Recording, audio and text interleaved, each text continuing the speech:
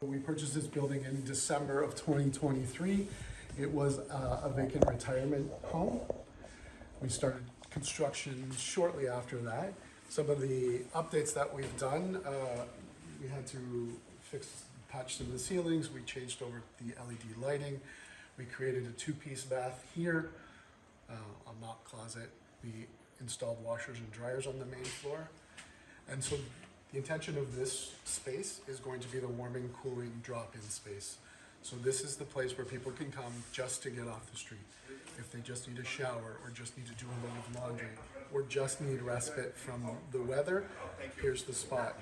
The nice part about this is there's always going to be staff around to help answer any questions, to help navigate the system, and hopefully, move people towards whatever their goals are around housing.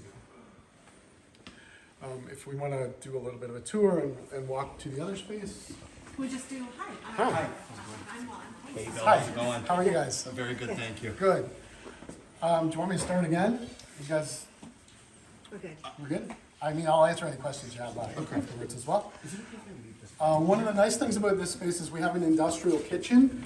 It's not ready to run yet, but the intention of this space is kind of a multi-purpose. We're going to use it to obviously do some cooking for folks here. We're going to use it as a training opportunity, as well as some entrepreneurial space. So, folks in the community that need a community kitchen to cook in for their product, for their group, whatever that looks like, then there's going to be some opportunities for that as well. Comes with a walk-in fridge, freezer, warming oven, full stove, all of that good stuff. When you say training, does that mean for the clients or for other people coming in? Sorry? When you- Entrepreneurial. So when you say training, like you mentioned training, like is that for the clients or is that for It people could be outside? both. Forgive me. It could be both, yeah. There's going to be like a training, kind of like a quick course kind of thing, yeah. Any questions about this space? All right. Let's move on to the front space.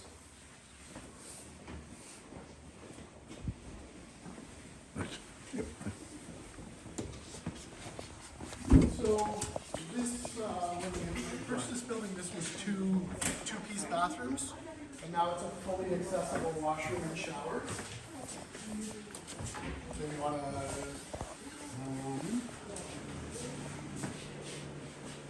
So really, when we were talking about a low barrier model, one of the barriers that we're currently facing at Penn Chapel is accessibility. I mean, there's 4 or 5 stairs just getting to the front door. So this, obviously, it's fully accessible. Also has the capacity for couples and for pets. So when I think the term low barrier gets confused sometimes, and really what that means is creating a higher access. And then the space out here is going to act as a resource center. So we have some workstations coming in, computers, all of that set up, because as we know, everything is driven by technology, and so this allows all of our guests to be able to communicate with their caseworkers, with creating a new resume, with job seeking, with looking for housing, all of those pieces.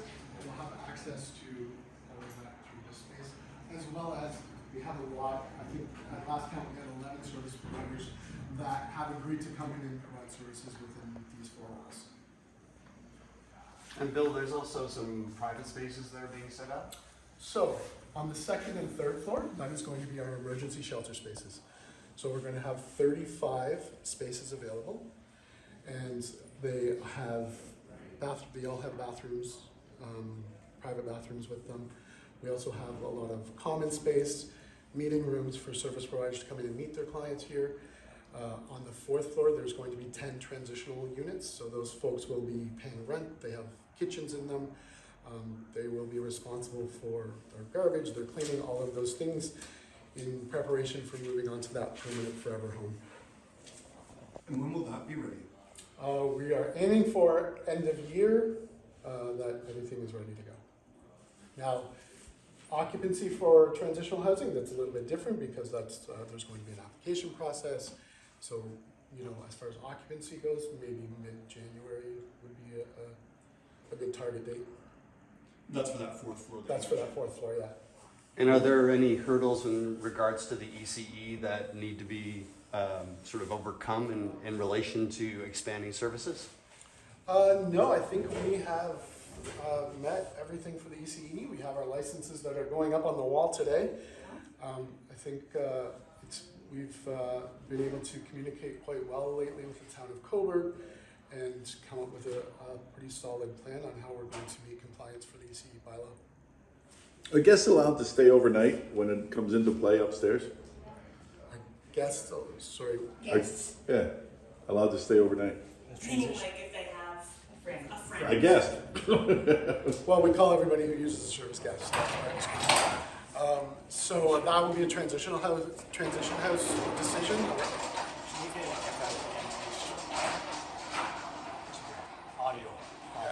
Sorry, say that, yeah, if you Yeah, can just. please. So as far as guests goes, that will be a transition house operational decision.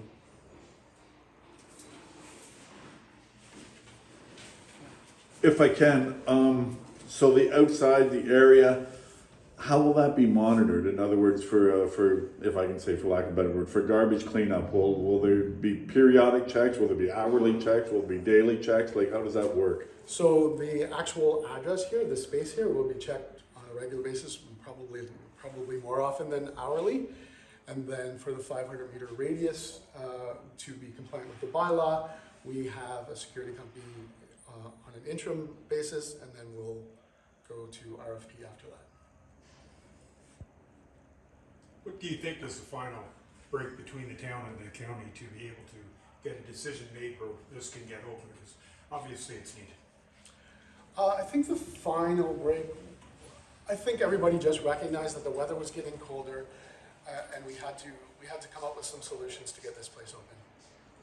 Have you had any discussions with any of the residents at Brookside on transition here? Yeah, we've had really positive. So part of the reason that folks weren't as winter ready this year as they were last year was anticipating 310 Division opening up. And so is that been streamlined of all the guests that are over there at Brookside not coming here? Is that, and will that be shutting down? Is that the Yeah, plan? so Brookside currently only has 2 folks staying there as of my numbers on Friday. Okay. Is there enough rooms for everybody? Like, is there enough? Is this big enough for everybody? Based on the numbers we have right now, yes. And we have flexibility.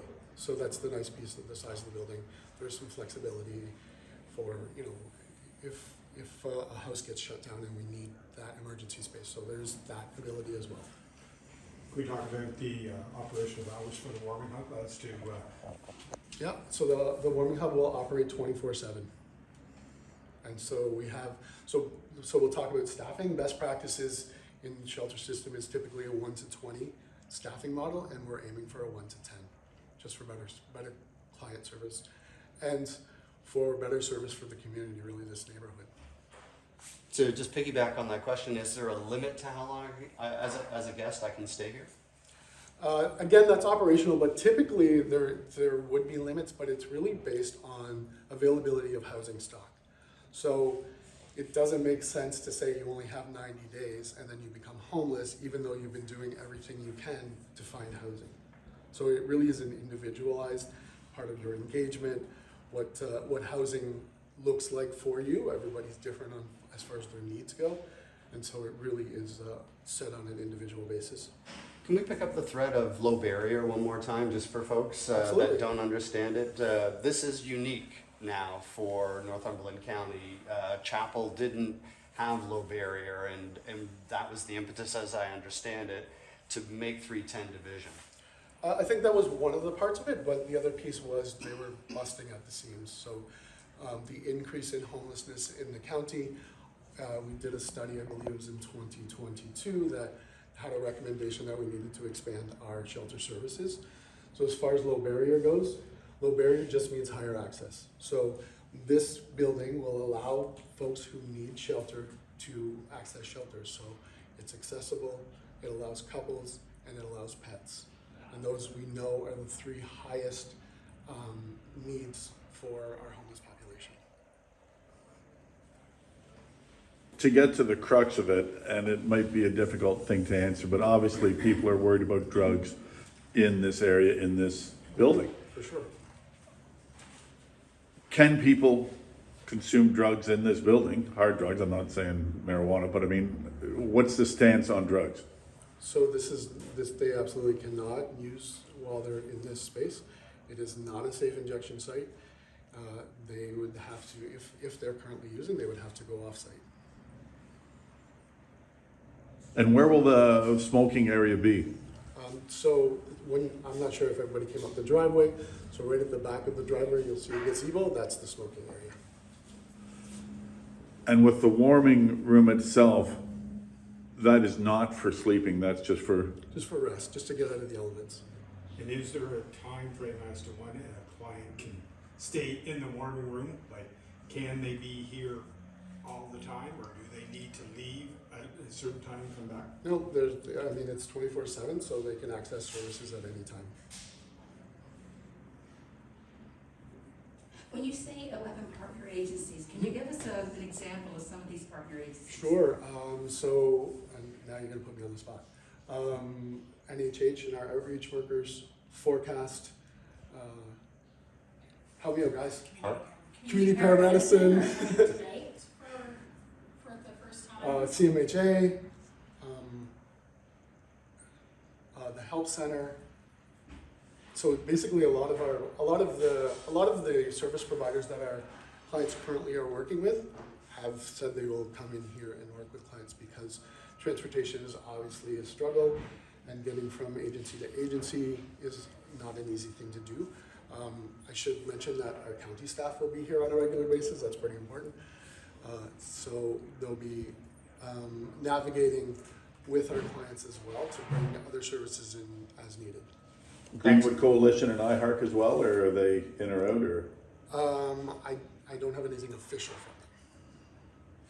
Just piggybacking on my earlier question about meeting rooms, one of the things that is unique to 310 versus Chapel is the fact that you have private meeting space, which allows for a more fulsome conversation, I understand. Absolutely, and the nice part about that is the rooms are big enough that they can actually have case conferences. So you can bring all of your supports into a room and come up with a collective plan on what's going to work to move somebody forward.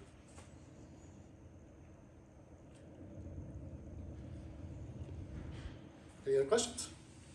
Can they move from the warming room there, can they move here too? Like, in other words, or is that the warming room, that's where people will stay? No, I think, anywhere on the bottom floor is fine. Eventually, this will be a resource center with some workstations set up, but So the whole ground floor, Yeah, basically?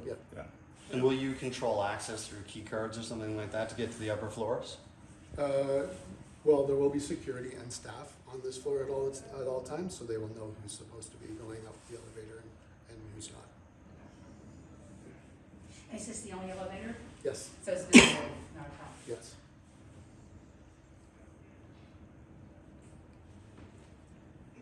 Any other questions? All right, thanks everyone. Beautiful.